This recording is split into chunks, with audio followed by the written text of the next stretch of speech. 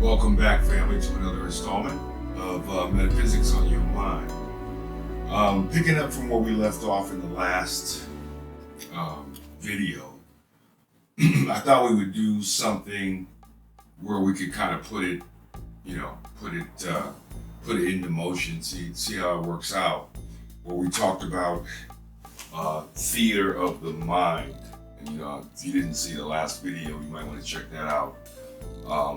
Just for the context, but how you and I and we all view and perceive things that can vary from the way that someone else sees things.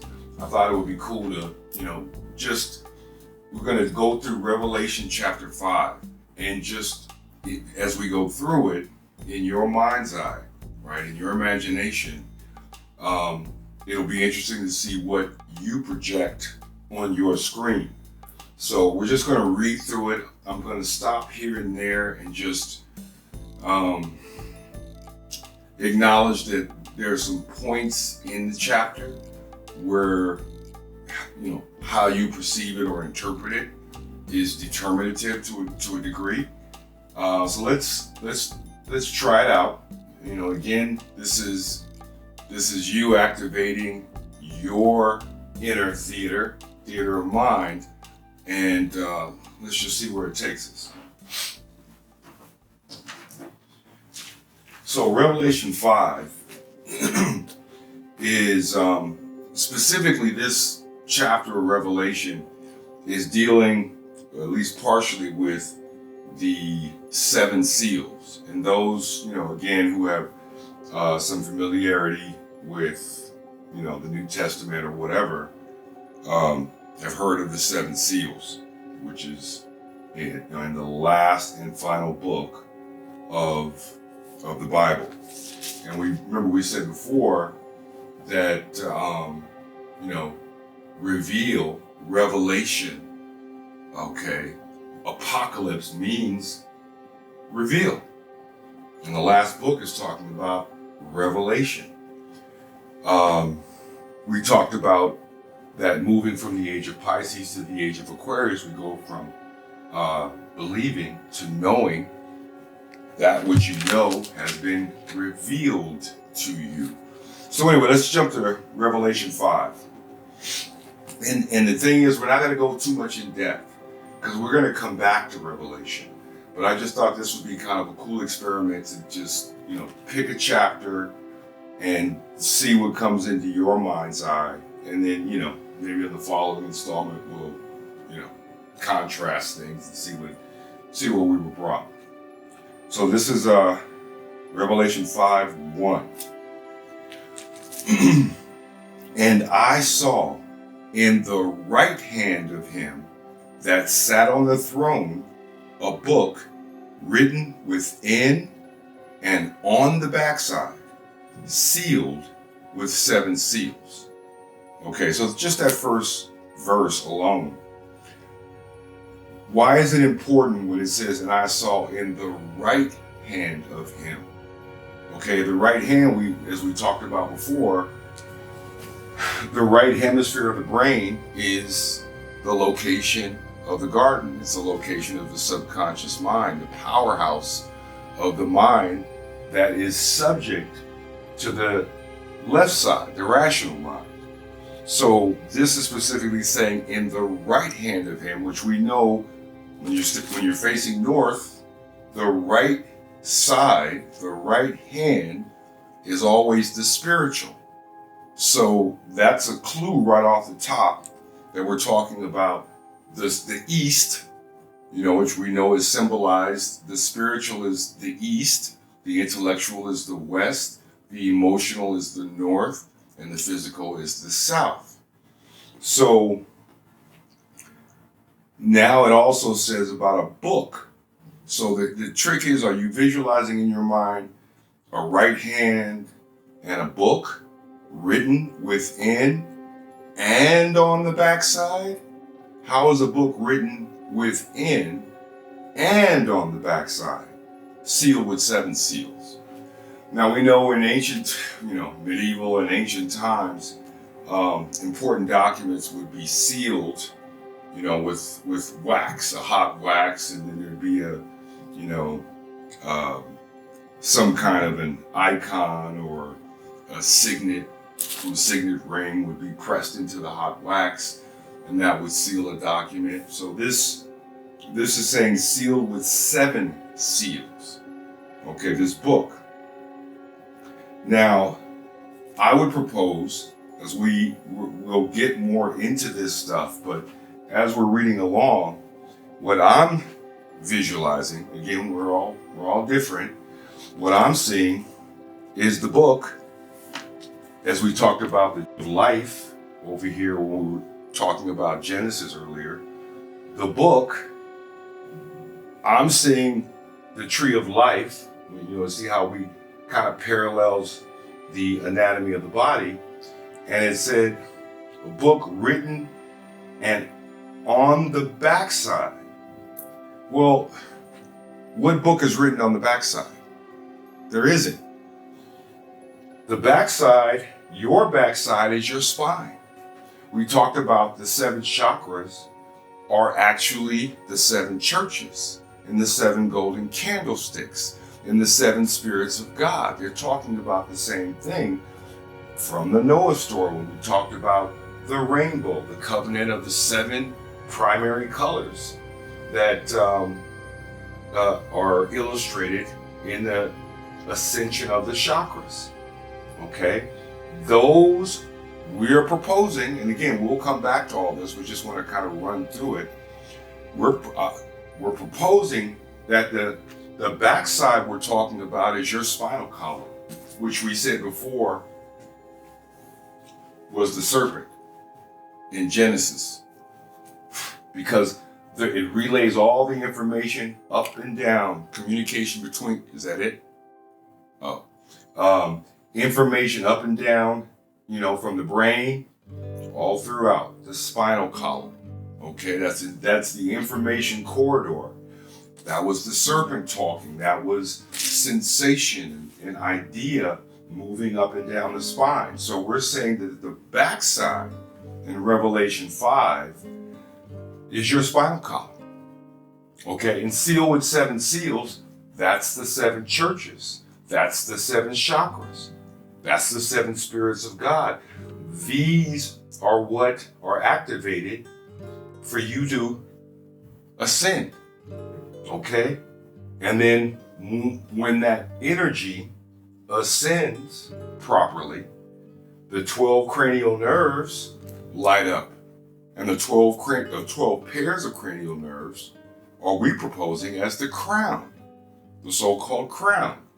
And then we also have a crown in the sky with the 7 signs. With the 12 signs of the zodiac. So let's read on.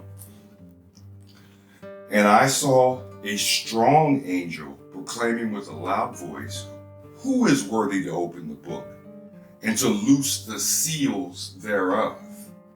So if we were talking about an actual book, how strong would you need to be to flip open something that's been sealed with wax? The times that this was written. That wouldn't be much of a challenge if we're talking about an actual book. But if we're talking about the book of life, that contains your DNA. We know that the DNA code is ACEG alphabet, right? It's basically communication within the body. That would likely be a book that would be a little harder for anyone to open if we're talking about the actual spinal column of the body with these 7 seals. Let's read on. And it says, "And no man in heaven nor in earth, neither under the earth, was able to open the book, neither to look thereon.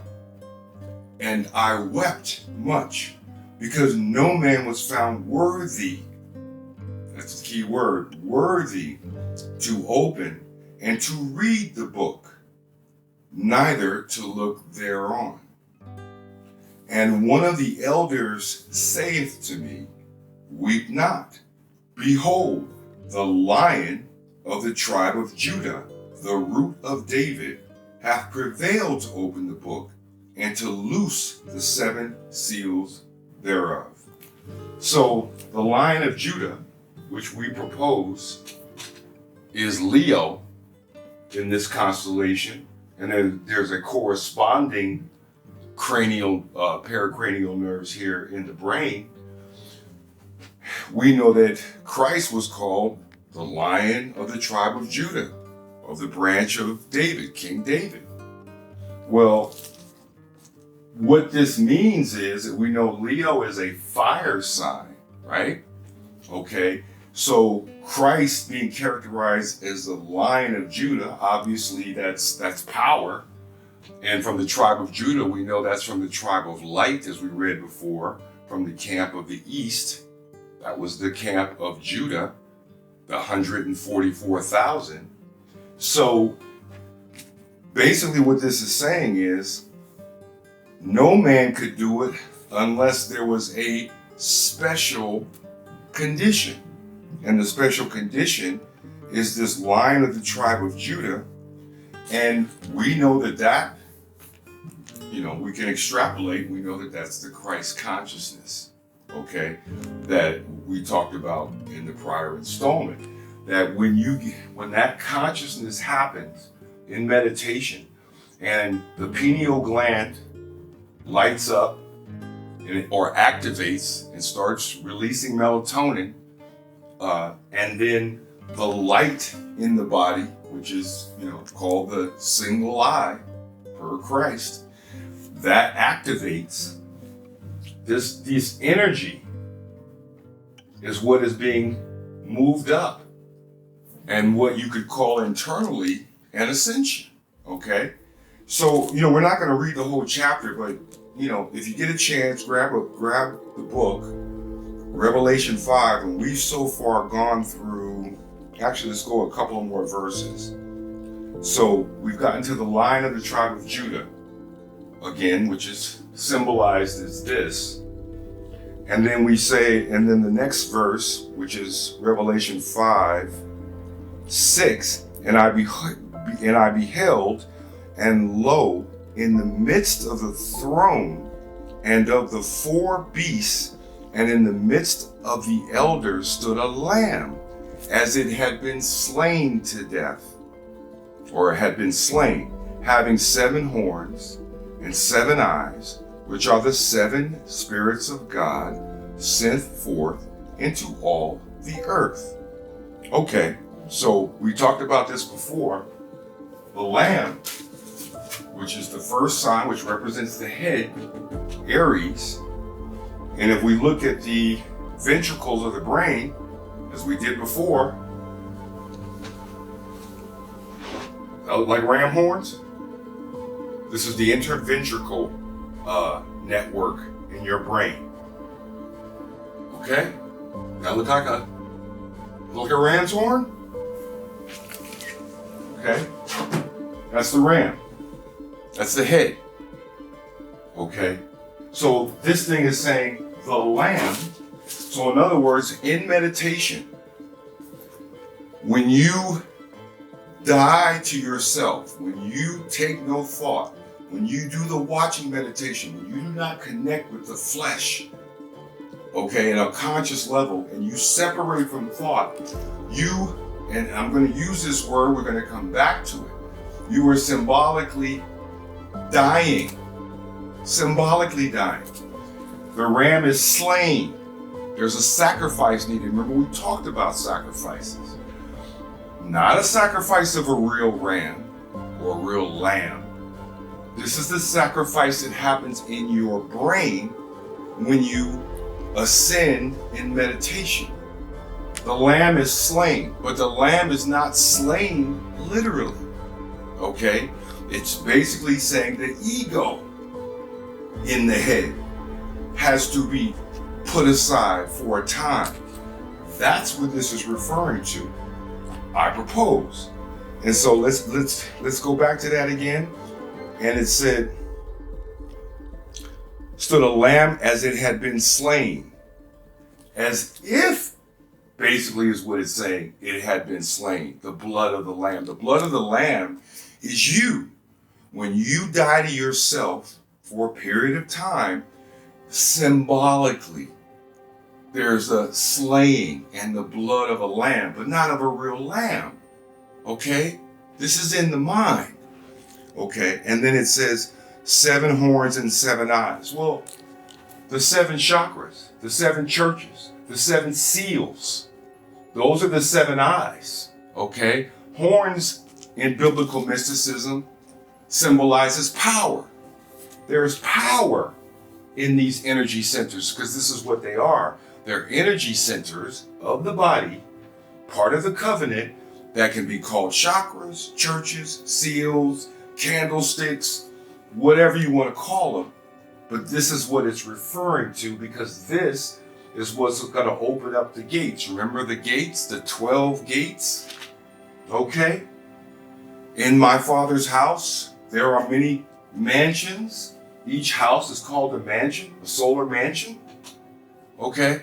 So in your movie, as you're projecting this, it's just interesting to see if you're reading this and projecting exactly what you see, or are you interpreting what you're hearing and then projecting it. There's no right or wrong answer. It's just interesting how we all operate. Okay, and then we'll do one more verse. And he came and he took the book out of the right hand of him that sat on the throne.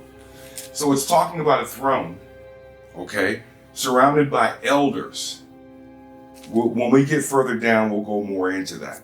But this was just, we're trying to get into that mystical way of perceiving these ancient writings, that what we see isn't necessarily what we get. We have to go a little bit deeper. So that's it for this. We'll pick it up with the next installment. We'll continue with Revelation 5. But just wanted to get it going. If you want, take a look at it, and then we'll come back to it and finish it off in the theater of our minds. Once again, thank you again for checking us out. Appreciate it. Peace.